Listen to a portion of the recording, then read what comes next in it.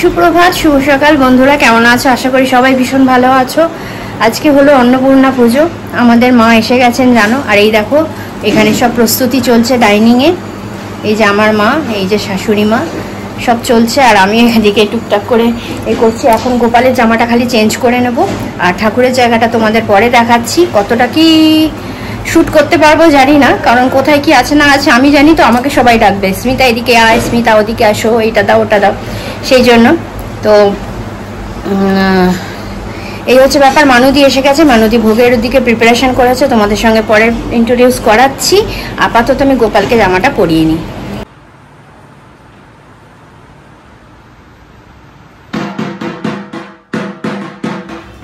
তো এখন ঠাকুরের গায়ে আমাদের মালা সব পরানো হচ্ছে। ঘরের মা অন্নপূর্ণা, গোপাল, শিব সবাইকে নিয়ে এসেছি।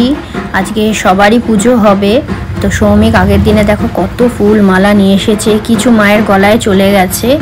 তোমরা দেখো কত সুন্দর, প্রতি বছর এত ভালো মালাগুলো নিয়ে আসে। ও সব হাওড়া মার্কেট থেকে নিয়ে আসে গিয়ে, বলে তখন ওখানে আর কি মনের মতন মালা পাওয়া যায়। তো এই হচ্ছে আমাদের ঠাকুর মশাই।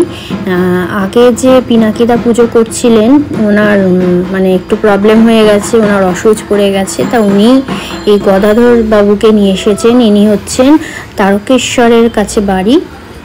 তো ভীষণই ভালো পুজো আমাদের তো লাগছে, যেইটুকুনি যা করছেন মানে একদম ঘরোয়াভাবে হয়ে গেছে। এই দেখো মা অন্নপূর্ণার ঘট স্থাপন করা হয়ে গেছে।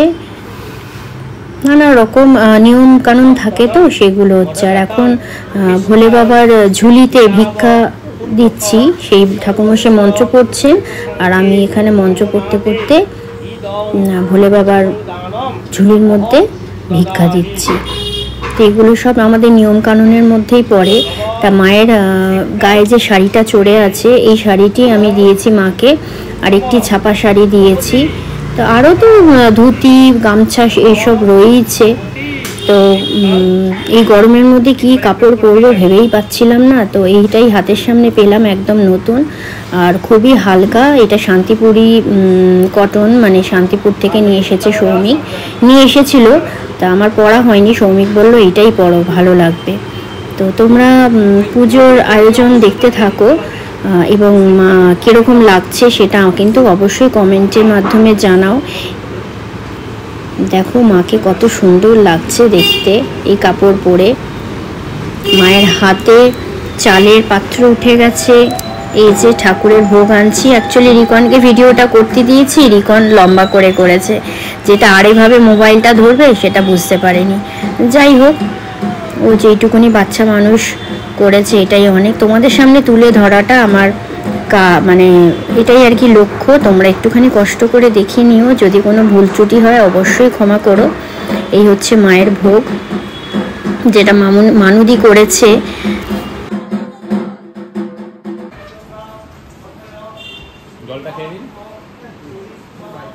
একটু জল মুখে দিয়ে যান, এখানে খাবার খেলেন, একটু জল মুখে। এই যে বয়স্ক ভদ্রলোককে দেখছেন, ইনি হঠাৎ করে মানে আমরা কেউ চিনি না, উনি উঠে এসছেন, বললেন একটুখানি খাবার হবে, তা আমরা বসেই খাওয়ালাম। এই হচ্ছে আমাদের প্রাপ্তি আর কি।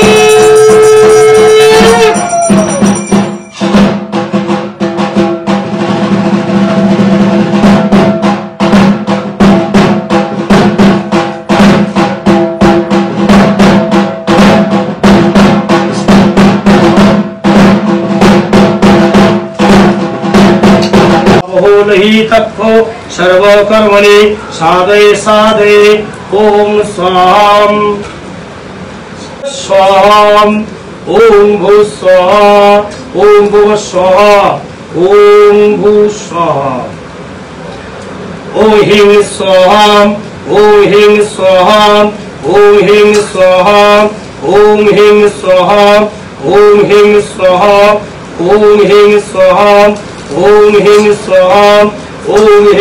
দেখো বন্ধুরা, যজ্ঞটা আমি তোমাদের সামনে তুলে ধরলাম। যজ্ঞের আগুন যতদূর উঠবে তত ভালো নাকি আর কি পুজো হয়, আমি জানি এটাই। এটা আমার শোনা কথা, তো সেটাই তোমাদের সামনে তুলে ধরলাম। তো চলো এবার উপর থেকে তোমাদের ঘুরিয়ে নিয়ে আসি। সোমা বসেছো? দেখে শুনে নেবে, হ্যাঁ দেখে শুনে। এইখানে আমার ছেলের সব স্কুলের বন্ধুরা বসেছে, সবাই এসেছে যাদের যাদের নিমন্ত্রণ করা হয়েছিল। তো এরা ভীষণভাবে এনজয় করছে, ওদের দেখেই মনে হচ্ছে।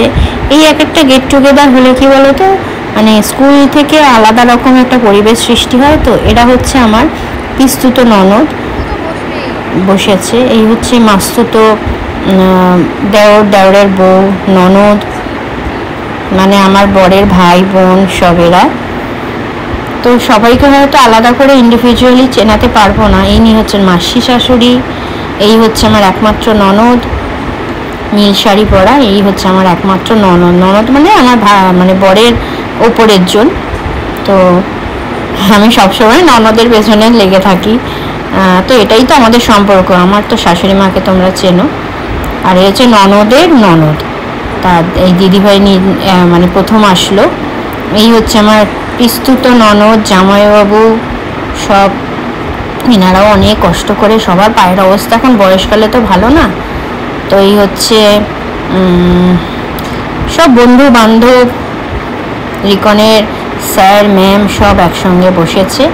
যতটুকুনি পাচ্ছি আমরা আপ্যায়ন করছি। আর দেখো আমরা যাদের যাদের বলেছি না, সবাই এসেছে, সবাই প্রত্যেকে এসেছে। এটাই আমাদের কাছে আর কি কাম্য, এটাই আমরা চেয়েছিলাম।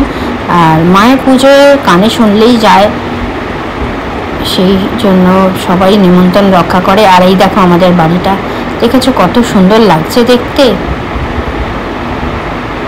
প্রতি বছর এরকমভাবে আমাদের বাড়িটিকে সাজানো হয়। তো এই সামনের গেটটা নানা রকমভাবে চেঞ্জ হয়, এক এক দিন এক এক রকম। তো পুরো বাড়িটিকে ভালো করে সাজিয়েছি আমরা। তো বন্ধুরা আজকে পরের দিন সকাল, পুজোর পরের দিনে আর কি, তোমার আমাদের রাত্রে শুতে শুতে প্রায় 1-1:30 বেজেছে। কালকে রাত্রে আর ভিডিওটা এন্ড করতে পারিনি, কারণ সন্ধেবেলা সব অনুষ্ঠানে সব নেমন্তন্ন ছিল সবার সন্ধেবেলা করে, কারণ পুজোটা আমরা খুব ভালো করে করতে চেষ্টা করেছি।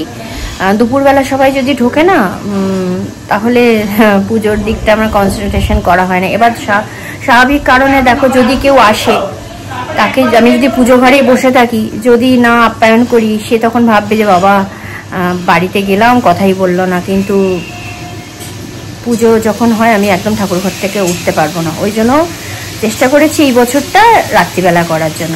তো যাই হোক, মোটামুটি আমরা যাদের বলেছি প্রত্যেকে এসেছে, প্রত্যেকে, মানে এই জন্য আমরা খুব হ্যাপি। ইভেন ক্যাটারিংয়ের যে দাদা আনন্দদা, সেও খুব খুশি, বলছে বৌদি এরকম খুব কম বাড়িতে হয় যে নেমন্তন্ন রক্ষা করতে আপনাদের ভালোবাসার খাতিরে সবাই ছুটে আসে। যাই হোক, আমাদের খুব সুন্দর করে পুজো মিটেছে, তোমাদের সঙ্গে শেয়ার করেছি। তোমরা একটু প্লিজ কমেন্টে জানিও। আর অনেক মানে নিমন্ত্রণ হয়নি, এরকম অনেক মানুষ এসে খেয়ে গেছে, জানো তো। মানে এটা না আমাদের কাছে আরও বেশি প্রাপ্য বলতে পারো। এটাই তো আমরা চাই, মা উজাড় করে দিচ্ছে একটা দিন, এরকমভাবে সবাইকে যাতে প্রসাদ বিতরণ আমরা করতে পারি। তো মন প্রাণ ভরে খাইয়েছি। একজন তো বয়স্ক ভদ্রলোক, আমি হয়তো খুব ছোট্ট একটা ক্লিপ তুলেছি, কারণ উনি খাচ্ছিলেন, সেটা আমার দেখানোটা ওটা উচিত না। আমি খালি ওই ভালোই বয়স, ভীষণই বয়স, মানে উনি ভাতটা মাখছেন না, এরকম করে হাত কাঁপছে। তা ভীষণই বয়স, দুপুরবেলা এসছেন, বলছি একটু প্রসাদ হবে। আমি বললাম হ্যাঁ, কেন হবে না। ভোগের প্রসাদ ওনাকে বসিয়ে আমার ডাইনিং টেবিলে বসিয়ে আমরা খাইয়েছি। যাই হোক, আমরা কেউ করার নই, সবই ঈশ্বর, মাই সব করিয়ে দিয়েছেন। যাই হোক, মানদী আজকেও আছে, আজকেও রান্নাবান্না করছে, ঘরোয়া রান্নাটা। আর মা এদিকে গোছাগুছি করছে। আমাদের ভাসানের জন্য ঠাকুরমশাই আসছেন, উনি বলেছেন অত চাপ নেই, তোমরা করো, 10:30-11টায় আসবো, তখন ঘট নাড়িয়ে দিয়ে সুতো কেটে দিয়ে যাবেন। তো আবার একটা বছরের প্রতীক্ষা করব আমরা, যতটুকুনি পারবো বিসর্জনের ক্লিপসটা তোমাদের সঙ্গে তুলে ধরবো। তোমরাও মাকে দেখে নাও, আবার 1 বছরের জন্য অপেক্ষা করো। তাহলে এখন রাখছি, ভিডিওটা এখানেই শেষ করছি। তোমরা সবাই ভীষণ ভালো থেকো, সাবধানে থেকো, সুস্থ থেকো। আবার নেক্সট একটা ভিডিও নিয়ে চলে আসবো। টাটা, সবাই ভালো থেকো। বন্ধুরা, ভেবেছিলাম ভিডিওটা শেষ করে দেবো, কিন্তু এই বিসর্জনের পুজোটা তোমাদের সামনে একটু তুলে ধরছি। এই যে আমার মা স্নান টান করে একবারে বিসর্জনের যেটুকুনি আর কি ফল প্রসাদ লাগে, একটা নৈবেদ্য লাগে, তারপরে যেটুকুনি ফল কেটে দেওয়া সেইটুকুনি লাগে, দই চিড়ে এইসব লাগে। এই যে দেখো ঠাকুরমশাই শুরু করে দিয়েছেন বিসর্জনের পুজো। কিন্তু বিসর্জনের পুজো এতক্ষণ ধরে আমার বাড়িতে এই প্রথম হলো। আমার এত ভালো লেগেছে ঠাকুরমশাইয়ের পুজো, মানে সবাই বলছে, মানে আমি সৌমিক, আমরা তো বলছি, কারণ আমরা 2013 সাল থেকে এই পুজো করে আসছি আর কি মায়ের। সৌমিক তখন খেলতো, তো হঠাৎ করে যে কীভাবে আর কি সৌমিক আর কি মানসিক করেছিল যে মায়ের পুজো দেবো, কিন্তু কিভাবে যে মা নিজের পুজোটা নিজেই আদায় করে নিলেন আমাদের থেকে আমরা ভাবতেই পারিনি। 2013 সাল থেকে কনস্ট্যান্ট পুজো হয়ে যাচ্ছে। তো এই বছরের পুজো মানে স্মরণীয় হয়ে থাকবে। গদাধর বাবু ইনি এত সুন্দর করে পুজো করেছেন, এমনকি বিসর্জনের পুজো এত সুন্দর করবেন আমরা ভাবতেই পারিনি। দই চিড়ে মুরগি সব দিয়ে মায়ের মুখটা আমি খালি তোমাদের ওই আয়নার মধ্যে তুলে ধরতে পারলাম না, কারণ আমার মনটা সকাল থেকেই খুবই খারাপ হয়ে উঠেছিল যখন এই বিসর্জনের পুজো শুরু হয়েছে। মানে সারা বছর বন্ধুরা আমি দুর্গাপুজোর থেকেও না এই অন্নপূর্ণা পুজোর জন্য অপেক্ষা করে থাকি। বিশ্বাস করো, আমি দুর্গাপূজায় হয়তো তোমরা নানা রকমভাবে চিন্তাভাবনা করবে, আমি কিন্তু দুর্গাপূজায় পুষ্পাঞ্জলি দিই না, আমি এই অন্নপূর্ণা পুজোর পুষ্পাঞ্জলিটাই দিই। আমি এই পুজোর জন্য সারা বছর অপেক্ষা করে থাকি। তো মনটা ভীষণই ভারাক্রান্ত, মা চলে যাবেন আর আবার একটা বছরের অপেক্ষা। তো সেটাই মায়ের কাছে প্রার্থনা, তোমরা যারা যারা পুজো দেখছো তাদের সকলের মঙ্গল করুন মা। এরকম বছর বছর তোমরা যেন মায়ের আশীর্বাদ এইভাবেই নিতে পারো। আর কি বলো, মানে ভালো লাগছে না, মানে বিষাদের সুর মনের মধ্যে ঘন্টা নাচছে, জানো তো, বেজে চলেছে। ওই জন্য আমি আর কিছু দেখাতে পারলাম না সেরকমভাবে। কি সুন্দর উনি আমাকে বললেন যে তুমি আমি গোপালকে নিয়ে চলে গেছিলাম রাতেই, কারণ গোপাল রাত্রে শয়ন করবে সেই জন্য। তো সকালবেলা আবার গোপালকে নিয়ে আসলাম স্নান টান করিয়ে। উনি বললেন গোপালকে বসিয়ে দাও, আমি একবারে গোপাল তারপরে আমাদের মহাদেব তার সব পুজো করে তারপরে সব করব। তা খুব সুন্দর করে পুজো করেছেন, খুবই ভালো লাগছে। আর আমি বিসর্জনে, আমাদের আজকে সন্ধেবেলা বিসর্জন হবে, চলো বিসর্জনটা তোমরা দেখতে থাকো। বিসর্জনের পুজো আশা করি ভালো লাগবে। এই শেষ মুহূর্তে মায়ের আরতি হচ্ছে, বন্ধুরা তোমরা খালি দেখতে থাকো। ভিডিওটা আমি এইভাবেই শেষ করে দিচ্ছি। তোমরা মায়ের আশীর্বাদ নিও, মায়ের কাছে প্রার্থনা জানিও সবাই যেন ভালো থাকে, সুস্থ থাকে।